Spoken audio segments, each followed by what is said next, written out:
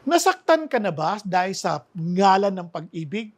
Baka mali ang intindi natin tungkol dito. Kaya panoorin niyo po itong mensahe na ito sapagkat dito nawa ay maaralasan natin ang tunay na pag-ibig.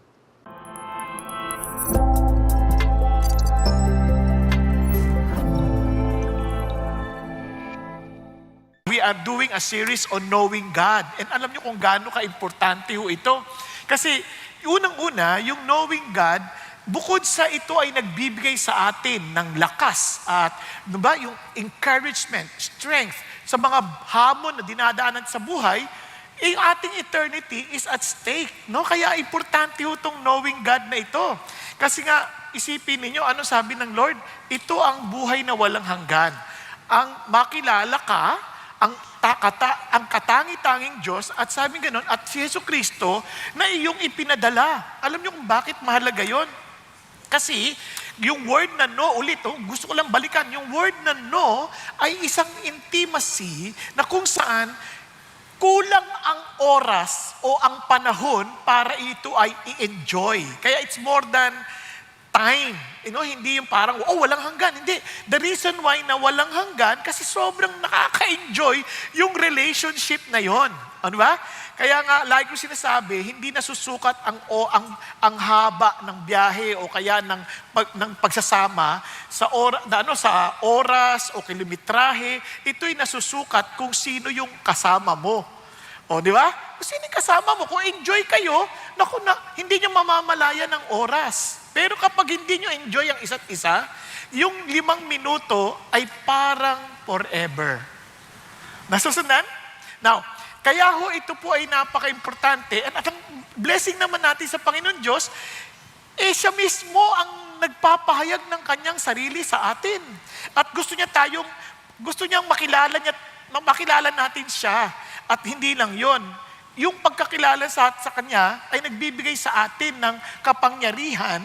First, to say no to ungodliness because grace is more than just unmerited favor. It is not just a belief. He is the person who appeared to us in the person of Christ. Kaya when we talk about grace, we're not talking about yung parang ito, doktrina nito, hindi. We're talking about Jesus. Are you following? Kaya ito ay person. So ngayon, siyempre, gusto ko lamang pong diinan lahat yan. Now, may tanong lang ako sa inyo. Sino sa inyo naniniwala kayo na mahal kayo ng Diyos? Praise God! Na mahal kayo kasi kapareho ng pagmamahal niya kay Pastor Peter. Pakita sa kamay. Ay, kumonte. Yung paniniwala niya na mahal kayo ng Panginoong Diyos, kapareho ng pagmamahal niya kay Paul. Palit na maliit. Parang umuunti, no? Kasi kapag kapareho ng pagmamahal niya kay Jesus, ayan, parang, aaminin ko sa inyo, may mga tao, bagamat kilala nila na Christian na sila, na-experience sila si God, hindi sila ganun katiyak, nagmahal sila ng Diyos, kapareho ng pagmamahal niya kay Jesus. Minsan isip natin, hindi ako kasing ganun kabait eh. Parang mahal ako hanggang dito lang. Di ba? Parang hanggang dito lang. Pero yung confident ako na mahal ako talaga ni Jesus o kaya ni God ng kapareho ng pagmamahal niya sa kanyang anak na si Jesus, parang medyo hindi ako sigurado. Kaya yan ang ating topic ngayong hapon. God is love, love like God. Alam mo ninyo, kapag naintindihan na natin na ang Diyos ay pag-ibig at tayo magmamahal, katulad ng pagmamahal niya, alam niyo isang bagay maintindihan natin, lalo nating ma-appreciate anong ibig sabihin ng Kristyanismo. Lalo nating ma-appreciate yung ating relationship sa Kanya. Kaya ito po ay napakahalaga. Ganun pa man, lalo natin itong ma-appreciate kung naintindihan natin yung unang mga aral, yung holiness at saka yung wrath of God. Di ba? Minsan kasi ang hirap isipin, loving God, tapos may wrath? Pwede ba yun? Pwede bang pagsamahin ang wrath or puot at pag-ibig? Nakuha ninyo? Kasi alam nyo, yan ang nature ng pagmamahal. Ang totoong pagmamahal, sabi ng Bible sa 1 Corinthians chapter 13 verse 6, does not love unrighteousness, but loves the truth. Ang pagmamahal, hindi ho po pwedeng, kung wala ho yung issue ng holiness, hindi natin maintindihan ano yung pag-ibig. Kung wala ho yung issue ng wrath, hindi natin maintindihan ano yung pag-ibig na meron tayo. Tingnan ho natin. Sa Isaiah 59, ito sabi niya, "Behold, the Lord's hand is not so short." Ang Diyos, gusto niya kanyang tulungan. Sa pagmamahal niya, gusto kanyang tulungan, gusto kanyang abutin. Kanya lang, ang kamay niya hindi naman maikli, na hindi kanya mailigtas. Sabi niya, ni ang kanyang tenga, hindi naman bingi, na hindi kanya marinig. Pero yung kasalanan mo, ang siyang naghihiwalay sa iyo at sa Diyos. Yung kasalanan mo na nagtatago ang kanyang mga mukha mula sa iyo, sabi niya, kaya hindi kanya marinig. You know what God is saying? Because of our sinfulness and His holiness, we are separated. Kahit gusto kanyang tulungan, hindi kanya matulong-tulungan kasi nga, there is a separation, there is a barrier between us and Him. Naintindihan po natin. Yun ang essence ng holiness. And alam niyo pa po ano pa epekto niyan. Tingnan ninyo. Yung daw pong mga duwag, mga taksil, mga karumal-dumal ang ginawa, ang mga mamamatay tao, ang immoral na tao, sabi gano'n, ang mga mangkukulam, ang mga sumasamba sa Diyos-Diyosan, at lahat ng sinungaling, ang kanilang bahagi ay sa lawa ng apoy lawa na naglalagablab ng apoy at asupre, na siyang ikalawang kamatayan. Isipin nyo, dahil sa holiness ng Diyos at yung kanyang puot sa kasalanan, sabi niya, lahat ng makasalanan na yan ay doon ang lugar. Sino dyan ang ligtas? Sige nga, isa-isahin natin. Duwag. Siguro naman, iba sa atin hindi duwag. Pero ang duwag na tinutukoy dito, hindi tatayo sa katotohanan dahil sa karuwagan. Hello? Naalala ko, mayroon po ako napanood na reels na sa eskwelahan, yung teacher, pinaalis na lang yung estudyante. Sabi niya sa estudyante, first day of classes. Sabi niya, umalis ka dito, I don't want to see your face again. Sabi pa naman ganun, and you cannot attend my class. Hindi ka pwedeng umattend sa aking klase. Labas ka. Bakit po? Anong ginawa ko? Walang ginawa. Sabi niya, basta, lumabas ka na. Siyempre, umalis yung ali. Tahimik lahat. Sabi niya, anong essence ng law? Tanong niya sa mga estudyante. Justice. Okay, yung bang ginawa ko, just? Sabi niya, hindi. O ba't hindi kayo nagsasalita? Kasi hanggat hindi kayo nadadamay, hindi kayo tatayo. Yan ay isang uri ng karuwagan. O kaduwagan. Ayaw niyo ng karuwagan. O kaduwagan. It's a form of what? Cowardice. Takot. Hindi ako takot sa patay. Yung parang may mga tao kasi hindi ako takot. Ano, lalabang ka? Ayan ang linya. Pag tumawid ka. O, di ba? Tumawid. Last chance. Last chance pa no? Last chance pa. Hindi yun ang tinutukoy dito. Tinutukoy dito because they don't want to stand on what is right and true because of their cowardice. Now, itong unbelieving naman, taksil ito. Ito yung mga hindi naniniwala sa kahit obvious na, dahil ayaw nila yung moral standard ng Diyos, pinagpipilitan pa rin na yung gusto nila. Ngayon, when it comes to abominable, lahat ng mga karumal-dumal na bagay. Sa Bible, ang dami niyan, karumal-dumal na yan. Yung ginahasa ang sariling anak. Di ba? Talaga, parang hindi mo ma-imagine. Ayoko na pong isa-isahin pa. Yung isa, kinain yung anak, yung ganun ba? Walang ganyan dito. Meron ba? No, at least kung nandyan yan, kinain ka na. Now, ano sabi dito? Mga mamamatay tao. Mabigat ito, yung mamamatay tao sa Bible. Alam nyo ba ibig sabihin?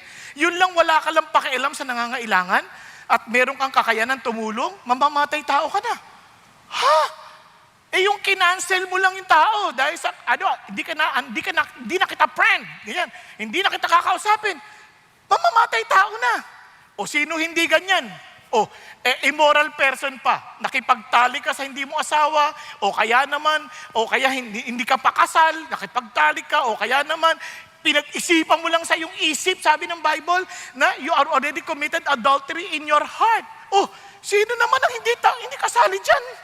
No, isa pa, sorcerers. Yung sorcerers dito, ito yung nagko-concoct ng mga iba't ibang mga klase ng gamot kung saan para ikaw ay mahay, mawala sa sarili, kasamang durugista dyan. Now, ito pa, idolaters. Idolaters, hindi lang naman limitado yan sa mga sumasamba sa mga bato-bato. Kasama dyan yung minsan, ihambing nyo. Sino mga may kotse dito?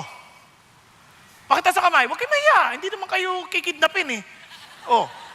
Minsan, mas mahaba yung oras natin paglilinis ng kotse kaysa mag-pray.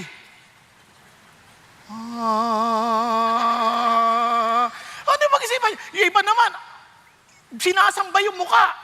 Ang haba ng oras ng kaayos ng muka. Ay, sobra. Naku, paano ba yan? Ayusin na naman, lalagyan ng semento. Ay, naku, kung ano-ano na. Di ba? Kaysa sa mapanahon na magbasa ng Bible. Doon pa lang alam mo na parang, oops, lahat gagastusan. Pero pagdating sa Panginoon, pinagtitipiran. Doon pa lang maintindihan mo na, oh, there is something wrong. Di ba? Ito na naman, and all liars. O, sino sa atin na hindi nagsisinungaling? At hindi nagsinungaling. Yung iba nga tumingin pa lang sa salamin eh. Ay, payat na ako. Magtimbang ka. Na malalaman mo. Lahat tayo sinungaling. Paano na yan? O, naintindihan niyo ibig sabihin? Buti na lang mahal tayo ng Diyos kasi for God so loved the world that He gave His only Son or begotten Son that whoever believes in Him shall not perish but have eternal life. Yun ang tinutukoy ni God. We are all helpless. We are all hopeless.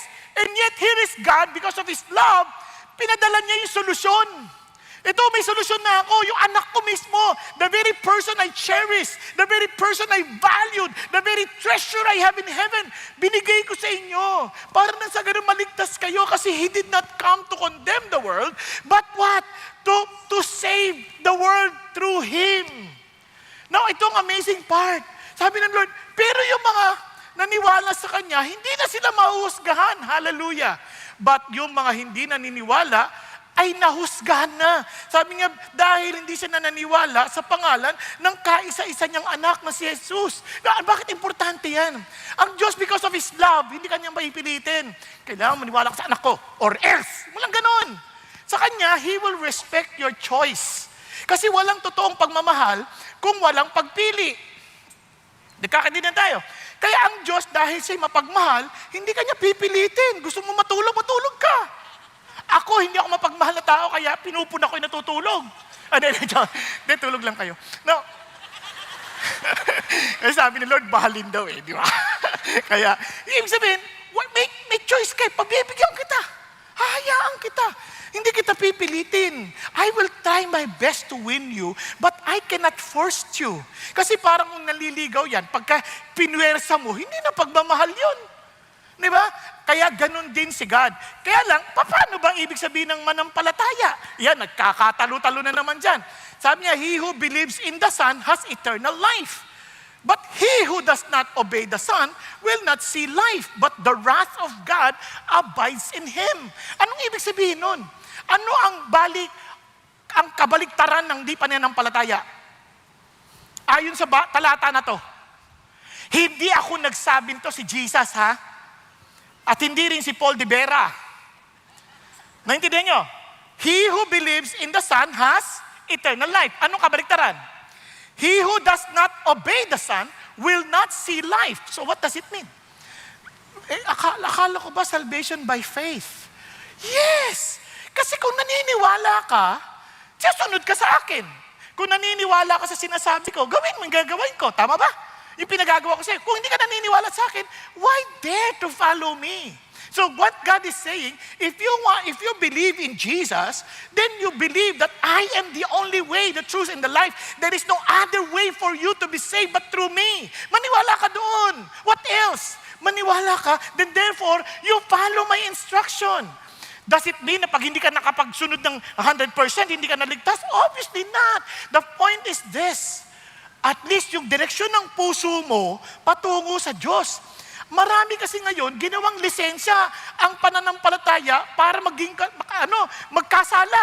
Yun ang sinasabi ni Jude. Tinan mo, beloved, While I was making every effort to write you about our common salvation, habang lagi ko kayong pinapaalalahanan tungkol sa ating kaligtasan, sabi niya, I felt the necessity to write to you, appealing that you contend earnestly for the faith which was once for all handed down to the saints.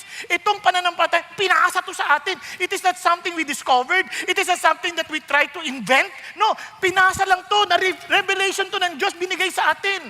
And look at what he said. For certain persons have crept in unnoticed. May mga nakapasok. Sabi niya, those who were long beforehand marked out for this condemnation. Ito yung mga hindi talaga ligtas, they do not really belong to God, and yet they pretend to be one. Ungodly persons who turn the grace of our God into licentiousness and deny our only Master and Lord Jesus Christ. Kaya sinasabi ni Lord, why do you call me Lord when you do not do what I say? Ako ba nagsabi niyan? Si Jesus. You know what God is saying? Marami ngayon tinuturo, dahil kay Kristo na tayo, dahil sa grasya ng Diyos, kahit anong gawin mo, ligtas ka na. Sa totoo lang, imposible mong gagawin ng bagay na alam mong ikagagalit ng minamahal mo. Nakipagkasundo ka, you were reconciled with that person. Alam mo namang gawin mo pa yung pinatawad ka na, gagawin mo pa yung makakasakit sa kanya. Kung sakaling magawa mo out of your weakness, maiintindihan ng Diyos yun. Pero kung gagawin mo dahil lang sa isa mo, total, ligtas naman ako, I can do anything I want. Eh, mali ang intindi mo sa gospel. Kaya nga tayo nabigyan ng pag-asa kasi wala na tayong pag-asa. And yet now, God has given us hope. In Christ Jesus, we have salvation. Amen? Okay pa kayo?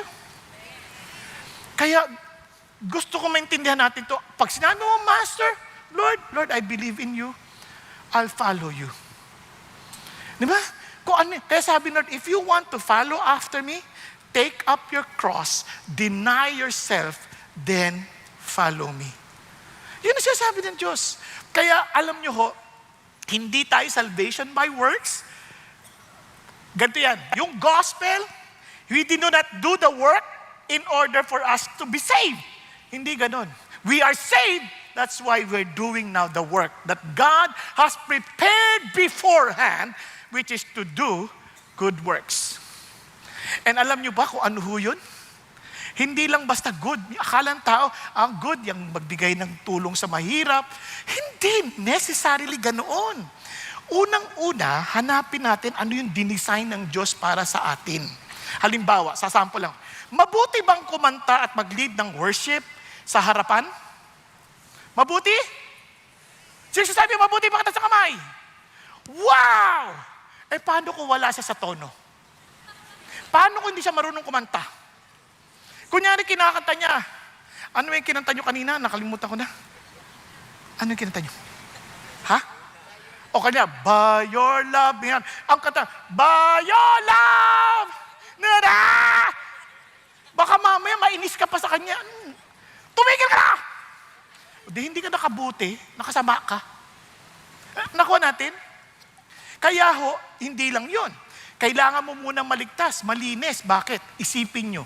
Meron kang nakakahawang sakit. Nakakumot kang ganyan, na yung pagkakahawa, pag pinagamit mo yung kumot mo, eh siya din magkakasakit na. Ang problema, nakita mo yung matanda, awang-awa ka, ginaw na ginaw. Hindi siya makatulog sa service. Binigay mo yung kumot mo ngayon. Eh, kontaminado, binigay mo sa kanya. Nakatulong ka? Hindi. Nakamatay ka pa. Kaya nga, we need first to be cleansed. We need first to be saved para makagawa tayo ng mabuti. Are you following? Hindi. Kaya importante ho yan. Now, balik tayo yan. Kaya God is love and therefore love like God. Ang sarap, no? Yes! Kailangan maintindihan mo na, Lord, how does you love me? Paano mo ba ako minahal? Now, tingnan ho natin. 3 bagay for our discussion for today. Malawak ang pag-ibig ng Diyos. It is infinite. It's hard to explain. But we will try our best sa pamagitan ng 3 ito, magkaroon tayo ng maliwanag na picture ng pagmamahal at paano natin ito ipapumuhay. First, God's love through the ages. God's love through His Son. God's love through you and me. Okay? Bakit importante yan? Pag-usapan natin, God's love through the ages. Ano bang ibig sabihin nun? Tingnan natin sa 1 John. The one who does not love does not know God. Why? Because God is love. Inulit sa verse 16, God is love, and the one who abides in love abides in God. And God abides in Him. So ano sinasabi niya? Look at this. God defines love. Andiyan pa ba kayo? But love does not define God. Okay pa tayo dyan? Anong ibig sabihin? Kasi tayo may mga concept na tayo ng pagmamahal. Tayo, may concept na tayong pagmamahal. May inis pa tayo, ito ang pagmamahal, ito ang pagmamahal, ito ang pagmamahal. Pero yung pagmamahal na naiisip natin, hindi si God yun. Si God ang magsasabi ano yung pagmamahal. Because God is love. Are you following? Kasi minsan, ang problema natin, tayo nag-iisip na, kung talagang si Lord ay pag-ibig, dapat, bakit niya tayo pinupuna sa mga mali natin? Mali yung pagmamahal mo. Kasi dapat titingnan mo sa lente ng Diyos because He is love. He is the very definition of love. Hindi yung definition natin. Andiyan pa kayo? Now, isa-isa natin. Ano ba si God? Unang-una, ang kakatuwa si God, the very nature of God is love. Kaya nga, tingnan nyo na lang, let us make man in our image. Nung nilikha niya ang tao, the reason why we're always longing to belong. Kaya lahat tayo, kaya iba napipilitang magsuot ng mga maskara. Ayaw nating makita ng tao ang ating mga kahinaan. Dahil ayaw nating makilala tayo, tapos i-reject nila tayo. That is our greatest fear. Kaya ang gagawin natin, magsusuot tayo ng maskara. We don't want to show them our weaknesses. Ang gusto natin makita nila yung ating best foot forward. Tama ba? Gusto nila makita yung, wow, ang galing niya. Wow, kaya takot na takot tayo magkamali sa harapan ng mga tao. Kaya pag pinagsaltaan yung isang tao, kinakabahan na matindi. Kasi natatakot siya na, baka kung ano masabi ko. Baka malaman lang di ako marunong. That's exactly the point. Kasi nga ayaw natin ipaalam sa tao ang ating weaknesses because we want to be accepted. Are you following? Yun ang problema. Kasi bakit? Kasi we are created by God in His image. Kasi yung Diyos na kilala natin is a triune God where they love each other. The Father loves the Son loves the Father, and obviously the Spirit glorifies God o glorifies Jesus who glorifies the Father. Nagkakaintindihan tayo. Kaya nga hindi pwedeng hindi triune God. Kasi how can He be love kaya even before eternity, before our creation, si Jesus o si God, mahal niya na, ibig sabihin, nag-exercise siya ng love kasi He is love. Are you following? Saan ko nakita yan? Tingnan natin, hindi ko yan inimbento. Samahan po ninyo ako sa John chapter 17 when Jesus Christ was praying before He was crucified on the cross. I in them and you in me, that they may be perfected in unity. You see? Now, so that the world may know that you sent me and I love them, even as you have loved me. Paano daw minahal ni Jesus tayo? Yung kanyang mga alagad, as God loved Him. Paano yan? Father, I desire that they also whom you have given me be with me where I am, so that they may see my glory which you have given me. For you loved me before the foundation of the world. Wow! Paano daw minahal si Jesus ng kanyang ama? Even before the foundation of the world. From eternity past, minahal na ni God si Jesus. Tama ba? And God is saying, and Jesus, I love them as you have loved me. So sinasabi ni Jesus, minahal ka, hindi ka pa nililikha. Naniniwala ka ba nun? So bakit importante yan para paalala sa atin? Minsan nagdududa tayo, Lord, mahal mo ba ako? Ang dami kong kapalpakan eh. Bakit? Kailan ba kita minahal? Nung wala ka ng kapalpakan?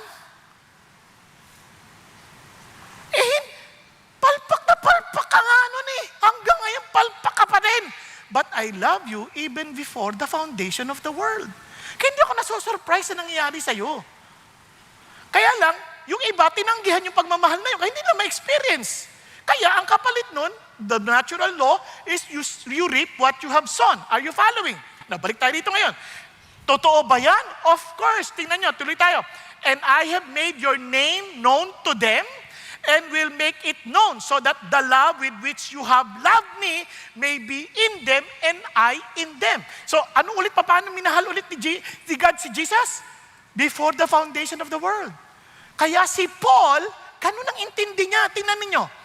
Blessed be the God and Father of our Lord Jesus Christ, who has blessed us with every spiritual blessings in the heavenly places in Christ, just as He chose us in Him before the foundation of the world, that we would be holy, positionally holy and blameless before Him. Paano? In love. Andiyan kayo? Before the foundation of the world, abay, nakita ka na ni God. Mahal ko ito. Mahal ko ito. Karang sabi niya, kaya pinili ko siyang mahiwalay, maging blameless para sa aking purposes. Ako? Tayo nga mismo, ayaw natin sarili natin eh. Minsan titigil tayo, minsan kasuko na tayo sarili natin. Di ko na talaga kaya itong sarili ko. Naiinis na ako sarili ko. Totoo ba ako? Hindi. Pero si God, totoo. And sabi niya, I love you even before the foundation of the world. Hello? Kaya pag nakita ka niya, hindi siya nagugulat. Ay, ano nangyari sa mukha mo? Bakit puro foundation yan? Walang ganun. Walang ganun si God. Alam niya na. Di ba? Bakit? Ano nangyari sa mukha mo? Bakit nag-iba kulay mo? Nagluda tayon ka, no? Hindi. Hindi siya surprised. Ay, ang sama na ugali mo. Oo, dati pa alam na ni Lord yan. Kaya, pero minahal ka pa rin niya just the same. Kaya uulitin ko, the only reason why we cannot experience His love, because we chose not to accept His love. And I pray that we will not reject His love. Nagkakadinan tayo. Tuloy tayo ngayon. He predestined us to adoption as sons through Jesus Christ to Himself. Biro mo, inampun niya tayo according to the kind intention of His will, to the praise and of the glory of His grace, which He freely bestowed on us in the beloved. Grabe, no? Kaya alam nyo, gusto ko lang ipaintindihan nyo yung love ni God through the ages. You take it by faith. Are you following? You take it by faith. So remember the word. Faith. Para lang yan through the ages, para lang maintindihan natin. It's faithful and steadfast, a source of hope and renewal, infinite and unchanging, transformative and unconditional, heartfelt demonstration in creation. Gusto ko lang maintindihan nyo ito mabuti. Now, picturean nyo na, hindi nyo ma-memorize. I promise you, kasi ako hindi ko memorize. Nagkataon lang ako gumawa, kaya alam ko. Alright? Now, balik tayo. For example, faithful and steadfast.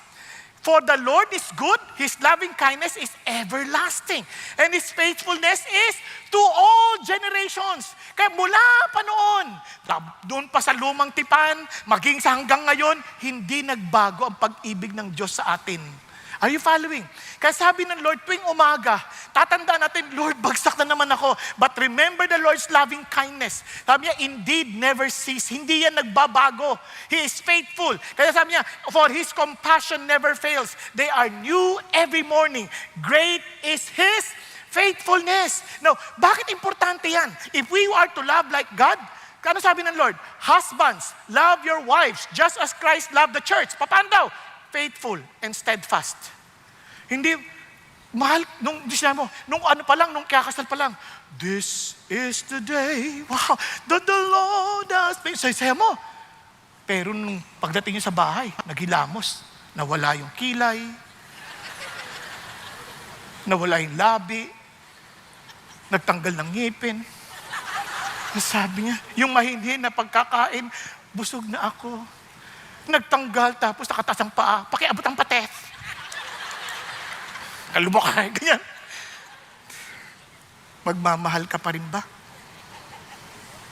Kasi mga lalaki, hindi ikaw ang pinakasalan ko. Dinaya mo ko. Walang dinaya mo ko. Kasi that is exactly the point. Walang dinaya kasi God has ordained you and me to be together forever. So you are to be faithful. And even among us Christians, bilang magkakapatid, hindi mo pinili ang kapatid mo. Katulad sa isang pamilya, hindi mo pinili yung kapatid mo, but you are to love your brother. You are to love with faithfulness and steadfastness. Hindi yung parang, asar na ako sa kapatid ko kasi yung sama ng ugali niya. Hindi mo naman siya minamahal dahil sa ugali niya. Minamahal mo siya dahil sabi ni Jesus, mahalin mo siya. Nandyan pa tayo. Okay? Now, kaya ang sabi ng Lord, ang pag-ibig niya ay tapat. It is a source of hope and renewal. Bakit source of hope and renewal? Kasi ang dami natin mga problema. Pag ang dami natin problema, totoo ba to? Na mahal ako ng Diyos, ba't ang dami kong problema? Ang dami kong utang, hindi ko mabayaran. Ano ba to? Mahal ba talaga ako ni Jesus?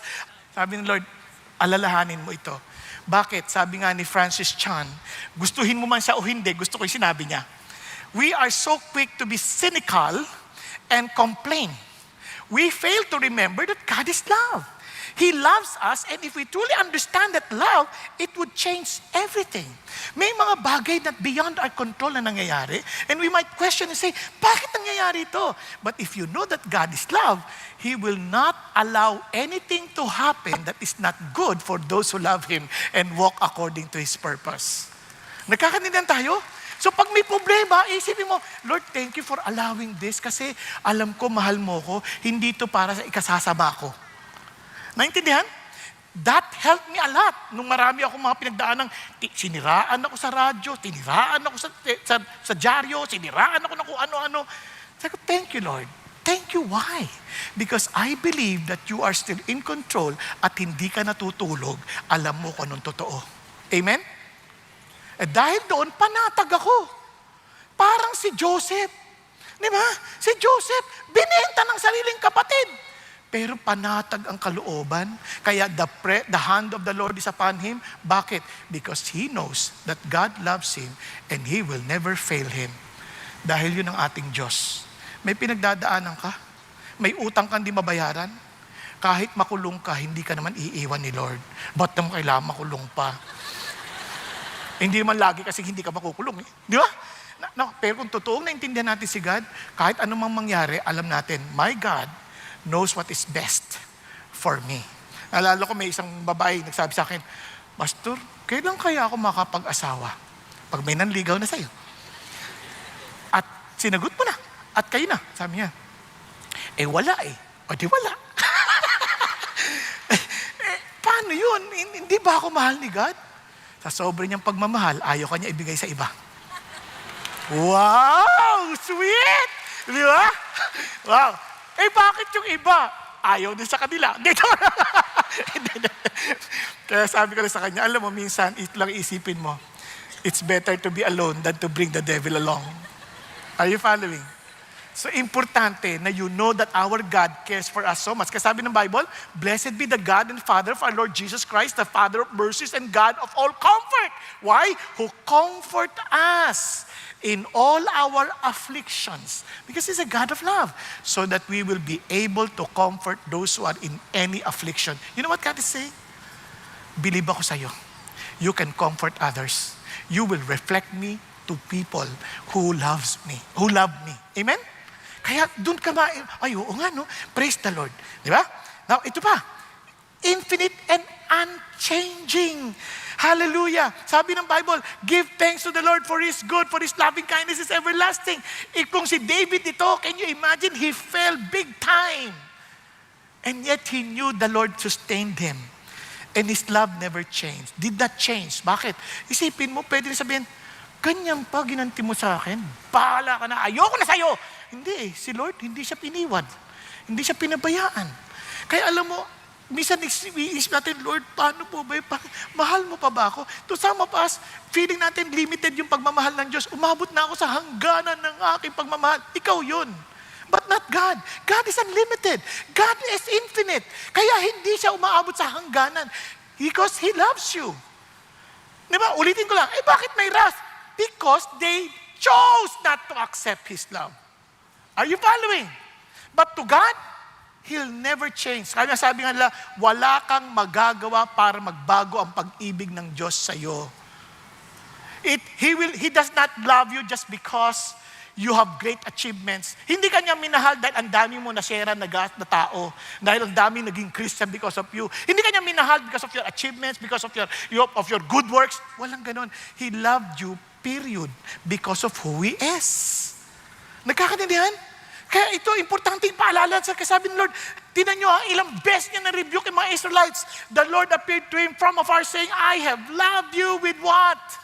with an everlasting love. Therefore, I have drawn you with loving kindness. Ako pa nga nilalapit kita sa akin. Diba, kahit sa tigas ng ulo mo. Kaya sabi tuloy ni A.W. Tozer, because God is self-existent, His love had no beginning. Because He is eternal, His love can have no end. Because God is omniscient, He sees everything that is happening in the universe at all times. Because He is omnipotent, He can interfere with all things that He has made. And because He is sovereign, everything that happens is ultimately under His control. And therefore, His love is a comprehensive and unfathomable reality. Amen? Ganun bang naintindihan mong pag-ibig ng Diyos para sa'yo? Now, si Jesus, sabi niya, itong mga alagad niya, Peter will betray Him. He would deny Him 3 times. The disciples would leave Him alone. When He was in great sorrow, everybody slept. Diba? But look at what Jesus said. When He was about to be crucified, ano sabi niya? Jesus, knowing that His hour had come, that He would depart out of this world to the Father, having loved His own who were in the world, He loved them to the very end. Grabe, no? Niya, hindi magbabago pag-ibig ko. Si Judas, ganun din. Mahal naman niya si Judas. Kanya lang, si Judas tinanggihan yung pag-ibig niya eh. Naunawaan? Now, gusto ko yung ginawa ni David Jeremiah in one of his preaching. Etong ginawa niya. Sabi niya, binasa niya yung Psalm 139 at pinaltan niya ibang mga words para just to remind himself of the love of God. Sabi niya, where can I go from your love? Lord, or where can I flee from your love? If I ascend to heaven, you are there. Your love is there. If I make my bed in Sheol, behold, your love is there. If I take the wings of the dawn and I will dwell in the remotest part of the sea. Sabi niya, even though your love will lead me and your love will lay hold of me. If I say, surely the darkness will overwhelm me and the light around me will be night, even the darkness is not dark to your love, and the night is as bright as the day, darkness and light are alike to your love. Grabe, no? Parang ilagay niyo yung sarili niyo sa ganyan. Lord, grabe yung pagmamahal mo. Hindi nagsasawa. Aaminin ko sa'yo, minsan nagsasawa nga ako sarili ko eh. Pero natutuwa ako si Lord di nagsasawa sa akin. Naintindihan? Lalo na pag kumakain ako, sabi ko, Lord, gusto ko nang pumayat. Nagsasawa na akong takot-takot. Sabi ni Lord, di ako nagsasawa sa'yo. Iuuwi din kita sa katakawan mo. Naintindihan niyo? Remember, our God is a loving God. It's also transformative and unconditional. Di ba? God's love is not earned through human merit, but it's an expression of His infinite goodness, mercy, given freely to all creation. Ano sabi ng Lord? But God demonstrated His own love toward us in that while we were yet sinners, Christ died for us. Billy Graham beautifully said it, God loves you. He loves you. He loves you as you are, not as you should be. The way to have peace with God is trust in Jesus Christ, who loved you and gave Himself for you. And of course, He accepted you as you are, but He will make you the person He designed you to become. Yun ang totoong love. Nagkakaintindihan? Okay, now ito pa po, nakakatuwa. Ano sabi ng Lord? Sabi niya, kaya naman, dahil transformative, kailangan kitang disiplinahin pag kinakailangan. Kasi bakit? Do not regard lightly the discipline of the Lord, nor faint when you are reproved by Him.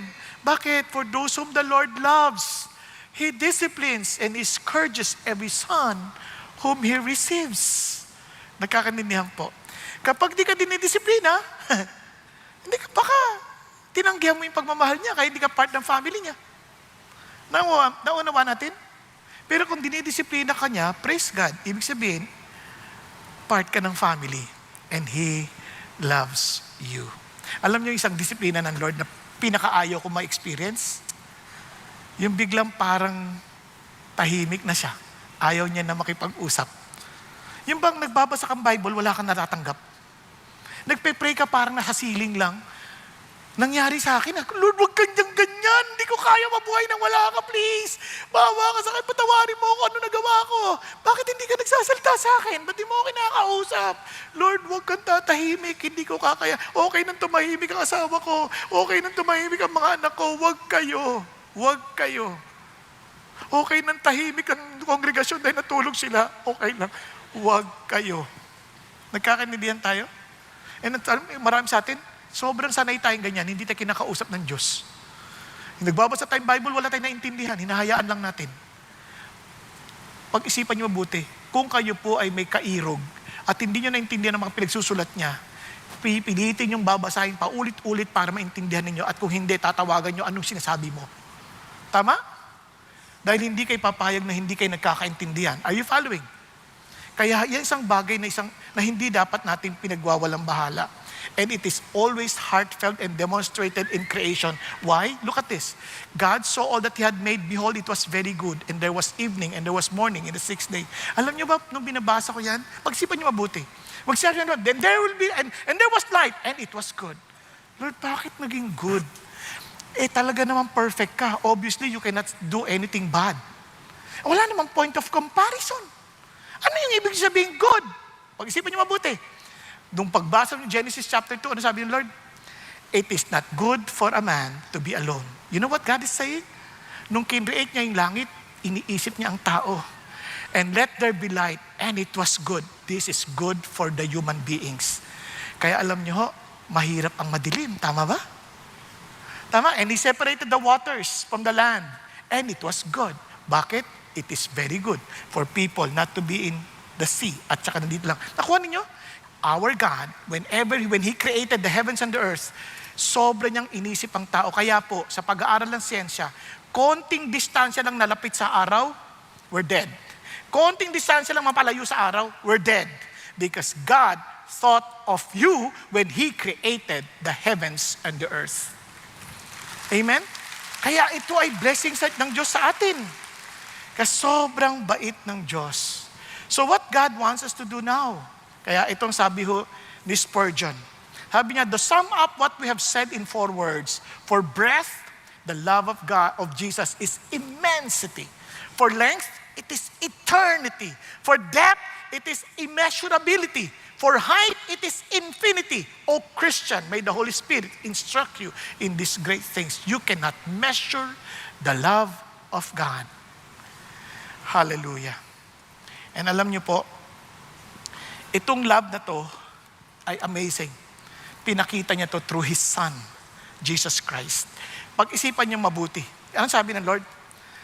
By this, the love of God was manifested. Pinakita sa atin that God has sent His only begotten Son. Yung word pa, only begotten, ang ibig sabihin niyan, cherished. Cherished po sa kinasisiya, pinahahalagahan. Yung pinakamahalaga, binigay niya. Yung pinaka-importante, binigay niya. Kaya po ba natin gawin niya? For example, mayroon tayong pinakamagandang singsing, ibibigay lang natin kung kani-kanino. Hindi, sabi niya, binigay niya yung pinaka-importante. At hindi lang yun, into the world. World of chaos. World of suffering. World of, yun nga, mga projects na hindi totoo. Type niyo ba yung ganyang mundo? Ayun, pero willing si Jesus pumunta sa ganyang mundo and to suffer along with us. At ang sabi niya, so that we might live through Him. Nang sa ganun, magkaroon tayo ng saysay, ng dahilan para mabuhay. Nang hindi tayo naghahabol ng kung ano ng pera na hindi naman atin. Nakakapagod ata yun? Yung nabubuhay tayo na walang dahilan, nabubuhay tayo na walang direksyon. Type niyo ba yung buhay na ganyan na araw-araw gigising ka sa umaga para lang mag-aalmusal, tapos papasok sa square, nagmamadali ka dahil alam, matatraffic ka na naman, malilate ka na naman. Sabi nga ng asawa ko, iba hindi na nakaligo, o kung naligo man, hindi nasabunan, hindi nagsabon. Huwag ka mag-alala, pag na-late ka, doon ka nasasabunan. Hindi, at least, di ba? Pero ang punto, gusto bang ganung buhay, paulit-ulit na lang. Tapos pag uwi sa bahay, ito na naman ito, papagod ka na naman, sasalubungin ka na naman ng iyong asawa, sasalubungin ka ng mga anak, tapos kakain ka na naman, para yung buhay ko, tutulog ka, kinabukasan, ganun na naman. Paulit-ulit. Gusto mong ganyang buhay? Walang kadahilan. Para lang kumita? Hindi, mayroong purpose ang Diyos. Hindi lang tayo nabubuhay para lang kumita ng pera. Yung pera, mayroong pandahilan. Kaya sabi na, and this is love. Not that we love God, but that He loved us and sent His Son to be the propitiation for our sins. Kaya tayo walang dahilan sa buhay because we have forgotten that we were created for God. At nagkahiwalay yan, at yung galit ng Diyos, yun ang ating nakikita. But in reality, galit niya yun sa kasalanan. Kaya naman, He had to have a propitiation. Ano yung propitiation? Something that will make his anger or wrath be taken away. At ang tanging pwedeng gumawa lang yan, si Jesus. Kaya He is what? The propitiation for our sins. Hindi natin lubos na maintindihan. Para maintindihan ninyo, parang ganito. Napansin niyo po ba, pa nagpapatayo ng building, nagpapadugo sila? Nakita niyo na yon? Nagpapatay ng manok, nagpapadugong ganyan.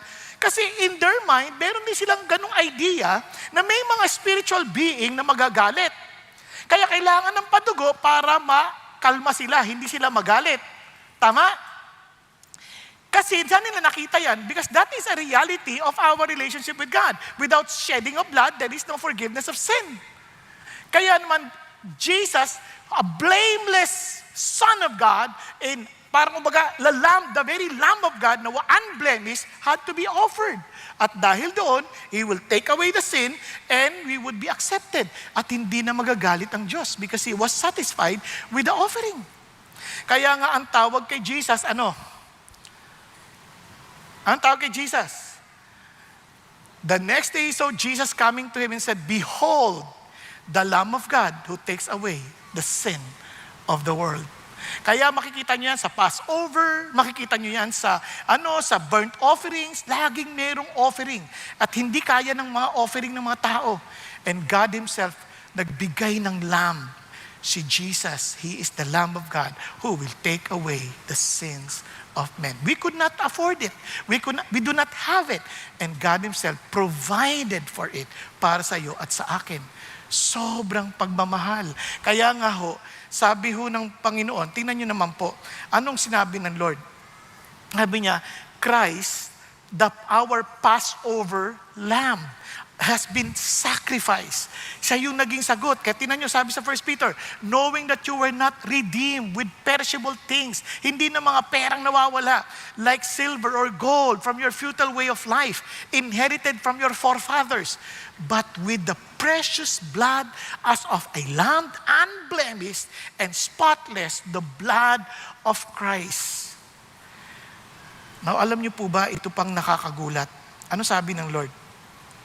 Sabi niya, hindi lang basta sa spotless, anong ginawa niya? Sabi niya, ito ang sinasabi ng Lord. For if we were enemies, we were reconciled to God through the death of His Son. Kaya sabi ng Lord, di ba? Love your enemies. Be perfect as your Father is perfect. Kaya sa atin, anong ginagawa natin sa enemies? Di, okay na yan, pinatawad ko na yan, pinag-pray ko na yan. Pero pag nakikita mo, kumukulo dugo mo. Ganun ba yung pagpapatawad? Pag nakita mo, ayan na naman siya, hipokrito. Yung iba naman, tahimik lang, andyan siya. Pero dahan-dahan lumalayo. Tapos hindi na makikipag-usap. Parang, okay na kami, okay na kaming ganyan, okay na yan. Hindi man lang aayusin. Ang excuse, pinag-pray ko na yan. Huwag mong gamitin ng prayer. Ang sabi, Lord, go to your brother and be reconciled. Tama? Yan ang sabi ng Diyos. Tayo mga Christian, hindi ko maintindihan eh. Hindi pa nga tayo magkakaaway.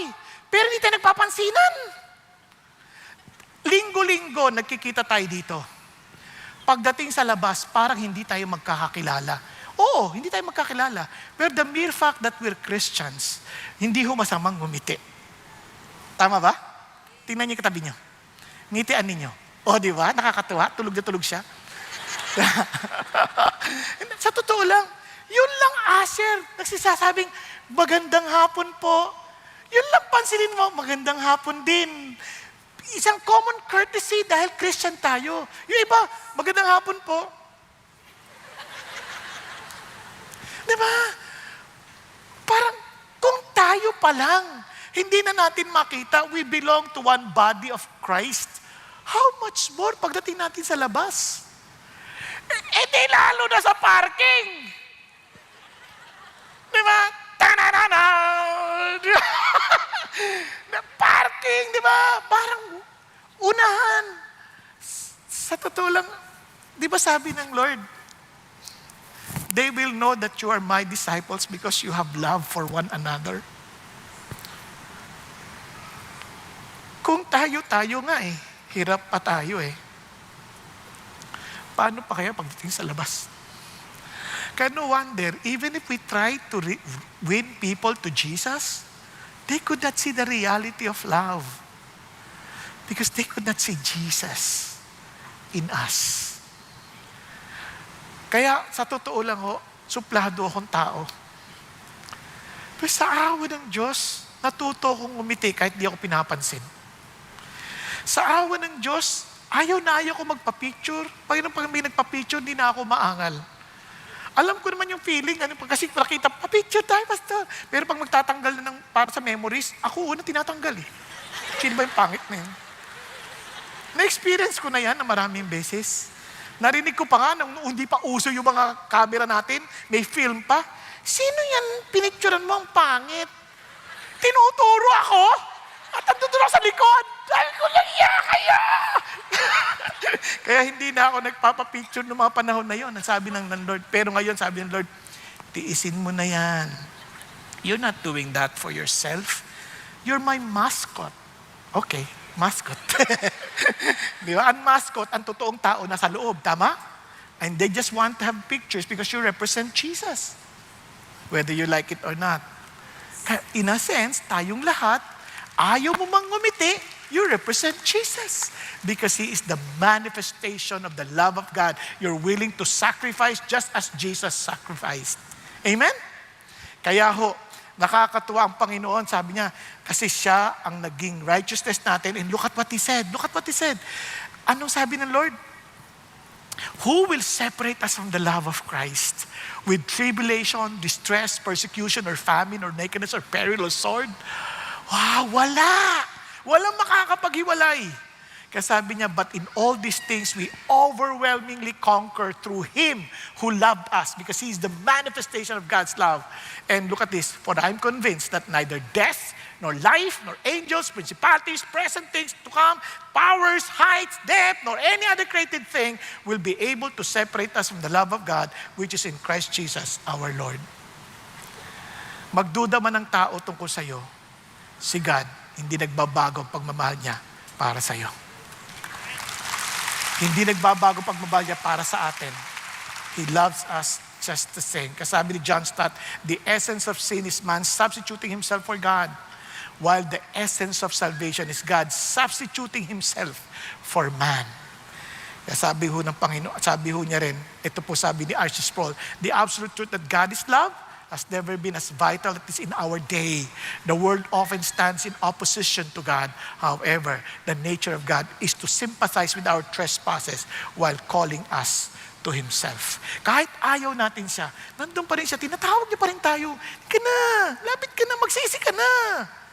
Habang may panahon, pinapakita niya pa rin mahal niya tayo. Hindi niya pa rin tayo sinusuko. And finally, God's love through you and me. Alam niyo, sa totoo lang, ang sarap mong isipin. Minsan, nararamdaman natin pag-ibig ng Diyos sa mga kapatiran natin, no? They're willing to sacrifice, they're willing to help, they're willing to be there to assist you. Damang-dama mo, mahal ako ng Diyos. Mahal ako ng Diyos. Di ba? Kasi nakita ko yung pagmamahal ng mga kapatid. Nung may sakit ako, they were praying for me. Nung ako may problema, they're there to help me. Di ba? Kasi sabi ng Bible, look at this, Beloved, let us love one another, for love is from God. And everyone who is loved is born of God and knows God. Now, tuloy pa rin natin. Sabi niya, Beloved, if God so loved us, we also ought to love one another. Bakit inuutos siya pa kung talagang born of God na tayo, we will love? Yun sabi ng Panginoon eh. Bakit kailangan niya iutos? Ganun talaga kasi kung mapapansin niyo, kahit si Lazarus, alam niyang bubuhayin niya, patay na eh. Bakit inutusan pa rin? Lazarus, rise up! Di ba? Kasi the very word of God has to bring that power in us as He tells us what to do. Because He is telling us what to do because He knows that He has given us the power to do it. Nakuha ninyo, parang ang hirap naman sabihin, magmahal ka na wala kang capacity to love. Tama ba? Hello? Halimbawa, uy, kain ka na. Eh wala, nakatahi yung labi mo. Paano ka kakain? Parang ganito, para lalo natin maintindihan. Halimbawa, yung nanay umuwi. Sabi sa kanya, nung nanganak siya, that baby, sabi ni God, will live for 100 years. Pagdating sa bahay, hindi niya pinapakain. Bakit mo napakain? Sabi ni Lord, He will live for 100 years. Ano? Dapat, pakainin mo mo dahil He will live for 100 years. Di ba? Parang mga bata. Sabi ng Lord, papasa ka sa exam mo. O, kung papasa ka, ano gagawin mo? Ay, mag-aral ka. Mag-take ka ng exam. Tama ba? Kasi kung di ka mag-take ng exam, paano ka papasa? Kung di ka mag-aaral, paano ka papasa? Ay, yung iba, iniisip nila, papasa ka dahil tutulungan ka ng Diyos. Nag-pray na lang, hindi na nag-aaral. Lord, tulungan mo ako. Tapos titingin sa katabi. Ay, answered prayer. Hindi ganon. Kung naniniwala ka that God answers your prayer, then you do your part. Tama?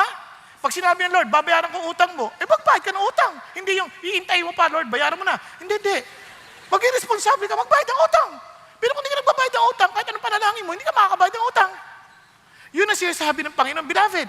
Kaya alam niya, kaya you love one another. Tinuloy niya pa, no one has seen God at any time. Paano makikita ng tao? If we love one another, God abides in us and His love is perfected in us. Kaya nga ang Panginoon nagbigay ng solemn warning. Ano sabi niya? If someone says, I love God and hates his brother, he is what?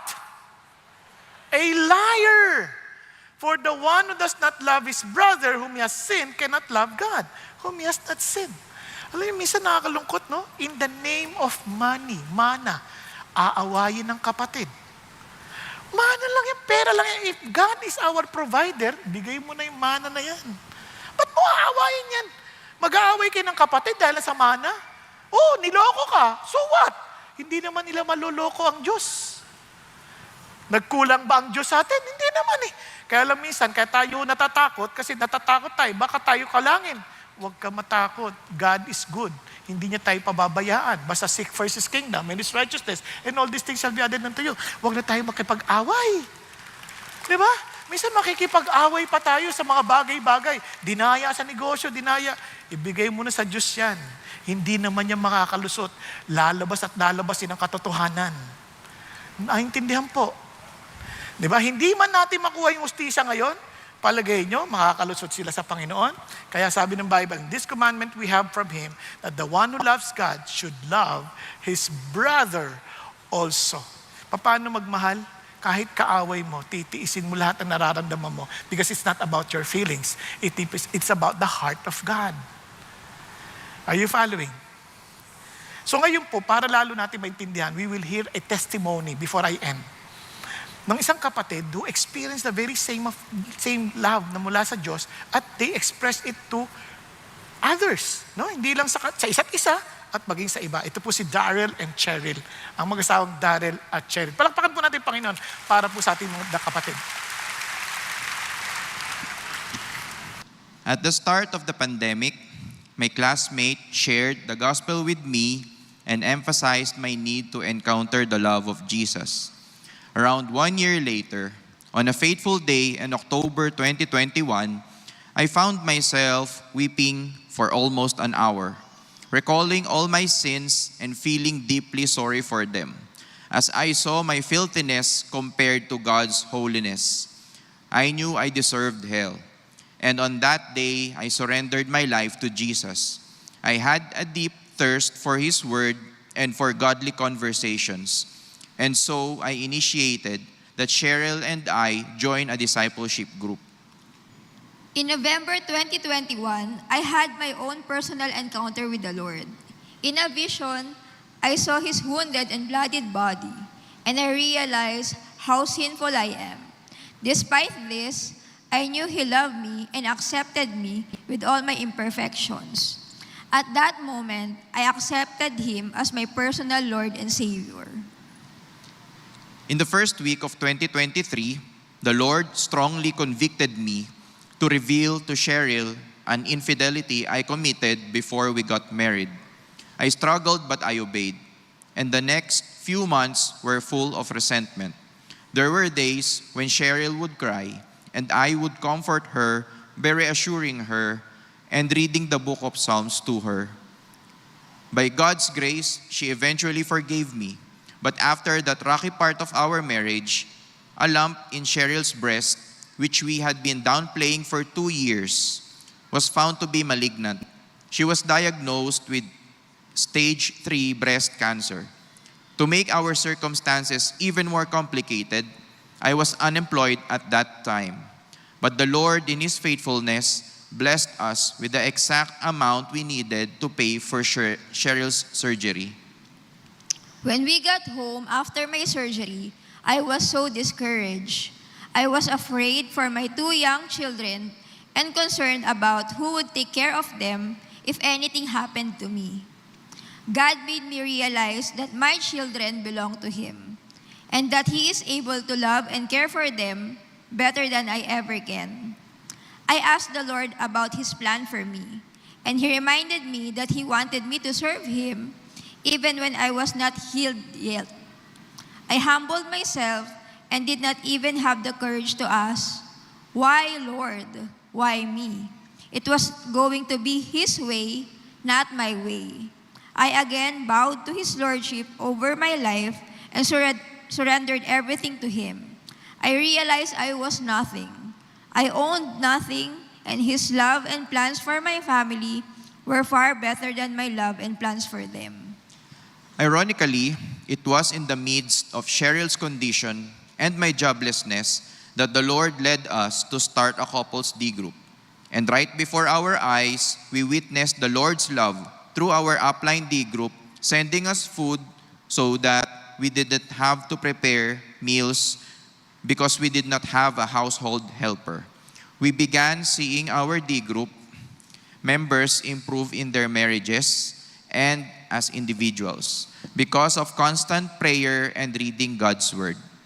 God's love also became evident when people in our discipleship network were used by the Lord to lighten our financial load and helped pay for Cheryl's expensive medications. The Lord taught me to always tell others about God's love by sharing the gospel. To a delivery rider, repairman, tricycle driver, beggar on a footbridge, and many others who need Jesus. I also prayed over them for their personal concerns. I also had occasions to share Jesus with some of my present and past colleagues.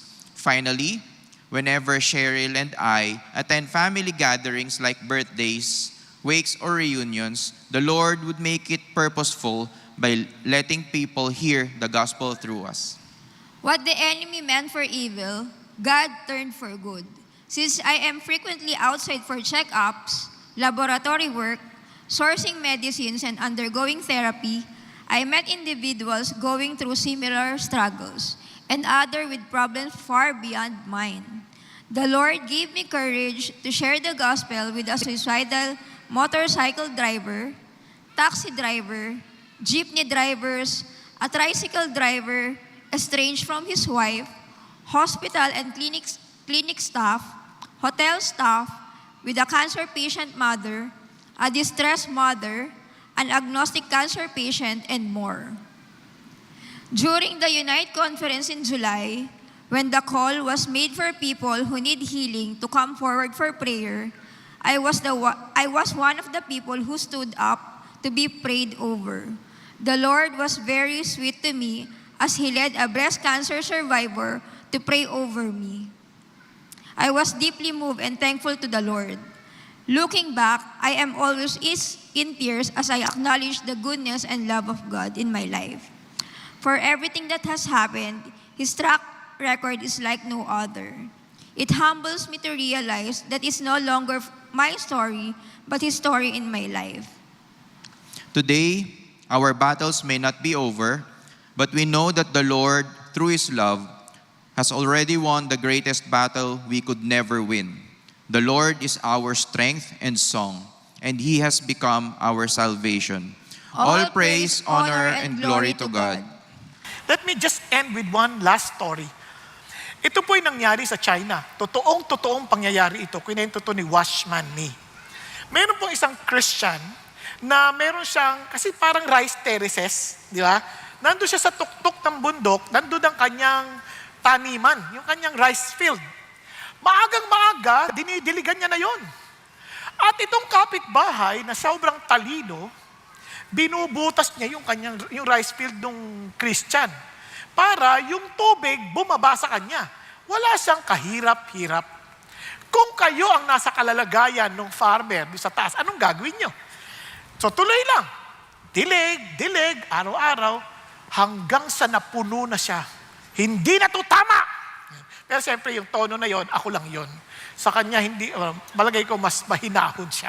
Sabi niya, hindi na to tama. Kailangan ko nang gumawa ng paraan para matigil na to. So he prayed and surrendered the situation to the Lord. Ang aga-aga, bumangon siya. Alam niyo kung ano ginawa? Diniligan niya yung rice field ng kapitbahay. At pagkatapos sa kanya, diniligan niya sa kanya. Dahil doon, hindi na kailangan butasin pa. Alam mo ninyo, dahil sa kanyang ginawa, yung pong kapitbahay, na pinagmasdan siya ng mabuti, bakit ito ganito? At napagtanto niya na ito ay tagasunod ni Jesus Christ. At dahil sa kanyang nasaksihan, siya mismo ay sumuko rin sa Panginoon Kristo. Kung kaya't, araw-araw, dalawa na silang nagdidilig ng sabay. Hallelujah. Amen po? And mga kapatid, mahahamon tayo sa ganyang mga pagkakataon. Kasi love is something beyond us. Unless God is at work in us, hindi madaling magmahal. In fact, it is impossible. Can you imagine? Mamahalin mo ang kaaway mo. Kapag posible, sabi niya ng Panginoon, posible, babatiin mo yung mga nagbumabati sa'yo, pareho lang kayo na makasalanan, ginagawa din nila yan. Pero yung babatiin mo, hindi bumabati sa'yo, ayun, Diyos lang yun, na at work in you.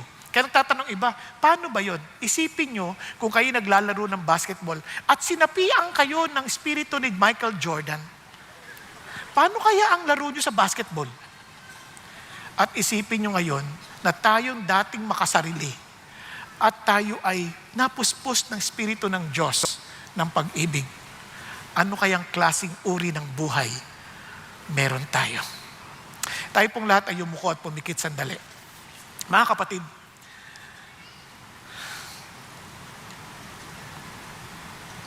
sa dakilang pag-ibig ng Diyos, hindi ho natin kaya ang magmahal kapareho ng pagmamahal niya. Kung wala siya sa atin, kung hindi tayo naisilang sa Kanya. Kaya naman, mga kapatid, atin pong evaluate ang ating mga sarili. Ang diablo'y nananampalataya, nanginginig pa. Kaya sabi ng Lord, kayong nananampalataya sa akin, sunod kayo sa akin. At hindi nyo yung kakayanin kung wala ako sa inyo. Kaya kapatid, kung sa palagay mo, nakikita mo sa buhay mo na parang walang katotohanan. Yung pagmamahal, walang katotohanan, yung pinapakita ng Diyos na para sa ibang tao, then be humble enough na aminin mo yun sa Panginoon. Lord, gusto ko maging totoo ka sa akin. Ayoko maging matigas ang puso ko kapareho ng kay Paraon na dinig ng lagi nakakarinig at nakakakita ng kapangyarihan mo. Pero tinitigasan niya ang puso niya, hindi niya ginagawa yung pinagagawa mo. Kaya Panginoon, tulungan mo ako. Kaya kapatid, pinapahintulot ng Diyos makita natin yan upang maintindihan natin ang totoo nating kalagayan sa Espiritu. Kaya huwag mong tigasan ang puso mo. Be humble enough to admit, Lord, tulungan mo ako. Kasi malayo po yung naaaral namin sa buhay ko. Kung yan ang kalalagayan mo, then sabihin mo, Lord, ako po yun. Then, itaas mo kamay mo sa Diyos. Sabihin mo, Panginoon, tinataas ko pong kamay ko bilang pagkilala. Na hindi ko po nakikita yung pag-ibig na yun. Kaya, Lord, tinatanggap kita ngayon at sinasabi kong naniniwala ako sa iyo na ikaw ang kapahayagan ng pag-ibig ng Diyos at ikaw din ang kapangyarihan para ako'y magmahal kapareho ng sinasabi mo sa iyong salita. Yes, pakitaas mo kamay mo. Be humble before God. Yes, yes. Yes, huwag kang mahiya. It's between you and the Lord. Yes, hallelujah. Yes, sa mga nasa balcony, sa upper balcony, at mga nanonood sa online. Be humble before God and say, Lord, malayo po ako. At alam kong wala po yung kapangyarihan na yon. Lord, ayoko pong nadoktrinahan lang ako. Gusto ko pong maging totoo kayo sa akin. Kaya ngayon pa lang tinataas ko kamay ko bilang tanda ng aking pagsuko. Pagkilala na kayo ang aking Panginoon dahil sa iyo ako nagtitiwala. Kayo ang tagapagligtas. kayo ang binigay ng Diyos Ama. At ang sino mang manampalataya sa iyo ay hindi na mapapahamak pa. At salamat, Panginoon, na sabi mo na kami ay may buhay na walang hanggan. Na kung saan ang katotohanan ng pag-ibig na to ay mula ngayon amin pong ipamumuhay sa biyaya ninyo. At sa sakaling kami madapa, hinihingi namin, Panginoon, ibangon nyo kami. Tulad ng pangako ninyo that the righteous man falls 7 times and he rises up 7 times. Dahil kayo ang may hawak sa aming mga kamay. Kayo ang may hawak sa aming mga bisig. Salamat, Panginoon Diyos, that you will not allow us to fall headlong. Thank you, Lord. Hallelujah. Thank you, Jesus, for dying on the cross for my sin. Thank you, Jesus, that you are alive. You rose again from the dead. Thank you, Jesus, that you promised the Holy Spirit to be upon us. And thank you, Lord, that you have given us the Holy Spirit as we humbly come before you because you will fulfill your word as you promised. Thank you, God. Lord, we entrust ourselves to you. I believe in your words and allow us to walk faithfully in your love. At Panginoon naman, we pray, Father God, for every family we represent. Lord, please help us to be loving people. Help us, Father God, that people of the world will know that we are your disciples because we love one another. At magsimula ito sa aming mga pamilya, magsimula ito sa aming mga kani-kaniyang tahanan. Panginoon, na hindi na po yung pakiramdam namin ang masusunod, kundi ang pakiramdam ninyo, ang puso ninyo ang masusunod. Salamat po muli, Panginoon Diyos. Pagpalain niyo po ang bawat pamilyang amin nire-represent. At patuloy niyo pong, Panginoon Diyos, pagyabungin ang pagmamahal ninyo sa bawat isa. At dalangin namin na ang aming buhay ay maging salamin ng pag-ibig ninyo. Nang sa ganun ng maraming tao ay maaakit, Panginoon, lumapit sa inyo dahil totoong-totoo kayo sa amin. Thank you, Jesus. We love you because you first love us. Hallelujah. In Jesus' name we pray. Amen. Amen. Amen.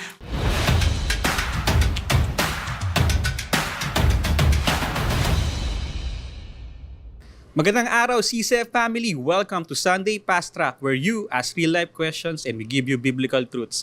Ako po si Ian Perez mula sa Big Singles Ministry at kasama natin ang ating speaker na si Pastor Bong Saking upang sagutin ang inyong mga katanungan. Magandang araw po, Pastor Bong. Kamusta kayo? Magandang araw din sa iyo, Ian, at mabuti naman ako sa biyaya ng Panginoon Diyos. Okay po, simulan na po natin. Unang tanong, Pastor Bong, ano ang meron sa pag-ibig ng Diyos na wala sa pagmamahal ng isang tao? Alam mo, napakalawak na tanong yan. Kasi unang-una, kung iahambing natin ang pag-ibig ng tao sa pag-ibig ng Diyos, doon pa lang sa pag-ibig ng Diyos ay walang hanggan. So ang tao may hangganan. Yung pag-ibig ng tao ay may kondisyon. Ang pag-ibig ng Diyos ay walang kondisyon. Ito ay pag-ibig niya sa atin, ni bago pa tayo nilikha. Di ba? At ang pag-ibig ng Diyos, siyempre, sabi ng Panginoon, ay hindi natutuwa sa gawing masasama. At ito ay natutuwa sa katotohanan. Ang tao, minsan, hindi natin alam kung ano yung masama at saka anong katotohanan. Kaya doon pa lang makita mo na yung basic na pagkakaiba ng pag-ibig ng Diyos sa pag-ibig ng tao. At ang higit sa lahat, ang pag-ibig ng Diyos, kung mapapansin mo, hindi kung ano yung mapapakinabangan niya, kundi ano yung maipagkakalob niya sa tao. Ang tao, hindi. Ang pagmamahal natin, madalas, ay may makasariling hangarin. Kung mahal kita, dapat gawin mo to sa akin. Ang Diyos hindi. For God so loved the world that He gave. Husbands, love your wife just as Christ loved the church that He gave. Laging pabigay. Salamat for that, Pastor Bong. At para naman sa pangalawang katanungan, Pastor Bong, na-mention mo kanina yung kagandaan ng pag-ibig ng Diyos.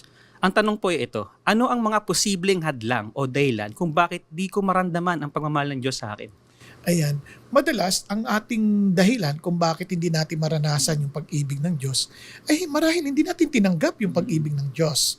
At kung hindi naman, ang ating pag-ibig, yung ini-interpret natin pag-ibig ng Diyos sa paraan ng ating pagmamahal. Kumbaga, parang iniisip natin, mahal tayo ng Diyos because of our merits. Na parang, kaya ako mahal ng Diyos kasi ginagawa ko ito. Hindi ko nagagawa.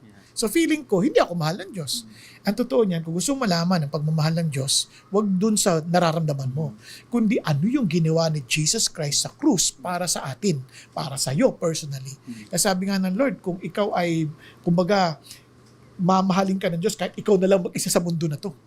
At kung sakali mag-isa ka na lang, ikaw pa magpapako kay Jesus. Diba? ganun kanya kamahal. Salamat for that, Pastor Bong. At para sa huling katanungan, maaari bang magdamot ng pagmamahal? Lalo na sa mga taong tingin namin ay hindi karapat-dapat makatanggap nito. Ayan. Alam mo, kung iisipin mo mabuti, ano sabi ng Lord? Love your enemies. Be perfect as your Father is perfect. Pag inisip mo mabuti, sino yung mga hindi karapat-dapat na mahalin? Obviously, kaaway, hindi mo karapat-dapat mahalin yan. Kaya the very essence of love, hindi ka pwede magdamot kasi pabigay ang pagmamahal. So, kung ang kaaway ay worst na yon na klase ng tao na makakaharap mo sa buhay, mamahalin mo, katulad sabi ng Panginoon, naku pa, sino pa? Di ba? Kaya nga sabi ng Panginoon, siya mismo, while we were still His enemies, He died or His Son died for us that we can be reconciled with God. So ano ang ating pwedeng ipagdamot kung ang pag-ibig ay pagbigay?